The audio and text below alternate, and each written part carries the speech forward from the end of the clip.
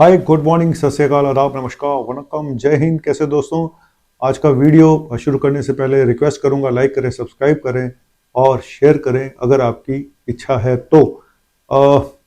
आज का जो वीडियो है वो एक नई बीमारी जो नज़र आ रही है पूरे भारतवर्ष में, किससे जो केसेस मिल रहे हैं। और मेरे अंडर में भी एक पेशेंट एडमिट हुआ था अभी पिछले हफ्ते, जिसकी मैंने आज छुट्टी करी है। मिलता जुलता केस है जो मैं आज बताने जा रहा हूँ। भगवान ना करे कि ये कोई ऐसी बीमारी हो जो पूरे भारत में फैल जाए, लेकिन किससे जो ये है ये बीमारी है एक ऐसी बीमारी जो नर्वस सिस्टम पे अटैक कर रही है, जो आपके ब्रेन पे अटैक कर रही है, जो आपकी नर्व्स पे अटैक कर रही है, जो मसल पे अटैक कर रही है। और ये दो जो स्टेट्स हैं वहां पे ये केसेस मिले हैं। हालांकि दोनों केसेस अलग अलग हैं, लेकिन दोनों ही नर्वस सिस्टम पे अटैक कर रहे हैं आपके। तो पहला जो हड़कंप मचा हुआ है वो है महाराष्ट्र में, पुणे में केसेस मिले, और दूसरा है कश्मीर में, बडाल में, रजौरी के बडाल गांव में। पहले महाराष्ट्र की बात बताता हूँ कि महाराष्ट्र में क्या हुआ है। महाराष्ट्र में बताया जा रहा है कि महाराष्ट्र के पुणे जिले के सिन्हागढ़ क्षेत्र में 22 केसेस मिले हैं। 22 केसेस एक ही एरिया में। और बीमारी क्या है? जिसको हम बोलते हैं जीबी सिंड्रोम, गुलियन बारे सिंड्रोम। ये एक ही एरिया में इतने सारे केसेस मिलना, ये कुछ अलग ही है, ये कोई नॉर्मल चीज नहीं है।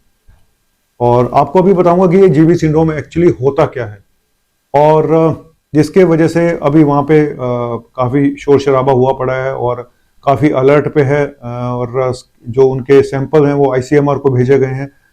जीबी सिंड्रोम एक खतरनाक बीमारी होती है जो नर्वस सिस्टम पे अटैक करती है। एक ऑटोइम्यून डिजीज है जिसमें आपका इम्यून सिस्टम आपके नर्वस सिस्टम पे अटैक करना शुरू कर देता है। और एक वायरस होता है जिका वायरस, उसकी हिस्ट्री होती है कि कुछ दिन पहले फीवर आया, एक हफ्ता पहले, और उसके बाद हाथ पांव में सुनपन शुरू हुआ, फिर कमजोरी आनी शुरू हो गई, फिर पैरालिसिस हो गई।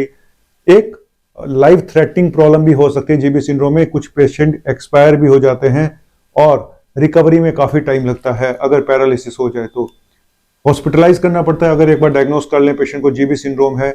और क्योंकि पेशेंट के लंग्स पे असर आ सकता है, उसके हार्ट पे असर आ सकता है, उसका बीपी लो हो सकता है, उसको खाने में दिक्कत हो सकती है, उसको रेस्पिरेटरी डिप्रेशन हो सकता है। इस वजह से पेशेंट को एडमिट करना पड़ता है और एक सीरियस प्रॉब्लम है। और रिकवरी में आप हॉस्पिटल में कम से कम 2 हफ्ते लग जाते हैं और रिकवरी में कम से कम महीनों लग जाते हैं। और कुछ पेशेंट एक्सपायर भी हो सकते हैं, डेथ भी हो सकती है। तो ये कोई छोटी मोटी बीमारी नहीं है। और अगर किसी को हाथ पैर में सुनपन वगैरह लगता है और कमजोरी लगती है, चक्कर आ रहे हैं, बहुत वीकनेस है और खड़ा नहीं हुआ जा रहा है, एक तरह का पैरालिसिस हो जाता है जिसको बोलते हैं क्वाड्रिपैरासिस। चारों हाथ पैरों की पैरालिसिस हो सकती है। तो लेकिन ये बात भी है कि 60% पेशेंट, 80% पेशेंट 2 महीने में, 3 महीने ठीक हो जाते हैं। 60% पेशेंट को 6 महीने से ज्यादा लग सकते हैं। और कुछ पेशेंट्स में जो वीकनेस है वो हमेशा के लिए परसिस्ट कर सकती है। तो ये कोई छोटी बीमारी नहीं है जीबी सिंड्रोम, गुलियन बारे सिंड्रोम। गुलियन बारे सिंड्रोम पहले भी होता आया, लेकिन इतने केसेस एक साथ मिलना ये कोई अजीब सी बात है। क्या कोई वायरस का एपिडेमिक फैला हुआ है, जीका वायरस का या कोई और वायरस का? क्योंकि ये देखा गया है कि पहले एक हिस्ट्री होती है फीवर की, उसके 2 हफ्ते बाद या 1 हफ्ते बाद इस तरह के सिम्टम आने शुरू होते हैं जो पेशेंट के इम्यून सिस्टम, अपनी नर्वस सिस्टम का दुश्मन बन जाता है। ठीक है। टेस्ट क्या होते हैं? टेस्ट होते हैं लंबर पंक्चर, सीएसएफ, रीढ़ की हड्डी से पानी निकाल के लिए टेस्ट के लिए भेजते हैं, एनसीवी, ईएमजी, ये 3 टेस्ट हैं। बाकी रूटीन टेस्ट तो होते ही हैं सारे के सारे। लेकिन जो दूसरी घटना है वो जम्मू कश्मीर के रजौरी जिले के बडाल गांव से है, जहां पे एक अलग ही रहस्यमय बीमारी है जिसका कुछ पता नहीं चल पा रहा है, जहां पे नर्वस सिस्टम पे अटैक किया है। और बताया जा रहा है कि कोई केमिकल है जो न्यूरोटॉक्सिन है जो ब्रेन पे असर कर रहा है। वहां पे एक ही गांव के 38 लोगों को हुआ और जिसमें से शायद 14 लोगों की डेथ हो चुकी है। 3 परिवार के 14 लोगों की डेथ हुई है और उसके सैंपल भेजे गए आईसीएमआर ने, पीजीआई चंडीगढ़, एम्स में।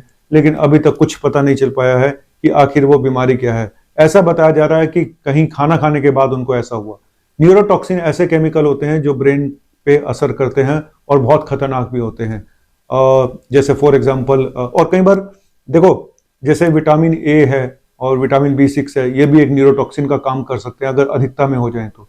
ऐसे ही एक बोटुलिन, जो बोटॉक्स करके आप नाम सुना होगा, इंजेक्शन दिया जाता है, कई बीमारियों में दिया जाता है। क्लोस्ट्रीडियम बोटुलिनम करके एक बैक्टीरिया होता है, उससे ये न्यूरोटॉक्सिन बनता है। टेटनस जो है वो भी एक न्यूरोटॉक्सिन का काम करता है। ऐसे कई सारे न्यूरोटॉक्सिन है कुछ खाने से होते हैं, कुछ कि कोई काट जाए, जैसे कोई सांप ने काट लिया या कैसे ऐसे जीव ने काट लिया, तो वो भी नर्वस सिस्टम पे अटैक करके उसको खत्म कर सकता है, पेशेंट की डेथ हो सकती है। ये जो केसेस कश्मीर में पाए गए, राजौरी जिले में पाए गए, इनका तो बिल्कुल पता नहीं चल पाया अभी तक कि आखिर हुआ क्या है। इसके पीछे कोई ना तो वायरस है ना बैक्टीरिया है। इनमें केसेस का पता नहीं चल पा रहा है कि आखिर रीजन क्या है। कई बार कुछ फिश होती है, जो आपका सी फूड होता है, उससे भी ये न्यूरोटॉक्सिन हो सकते हैं। लेकिन कुल मिला के अभी तक ये एक रहस्यमयी बीमारी बनी हुई है जो राजौरी जिले के बड़गांव में हुआ है। तो ये अलग किस्से जो राजौरी का है, जो पुणे का किस्सा अलग है।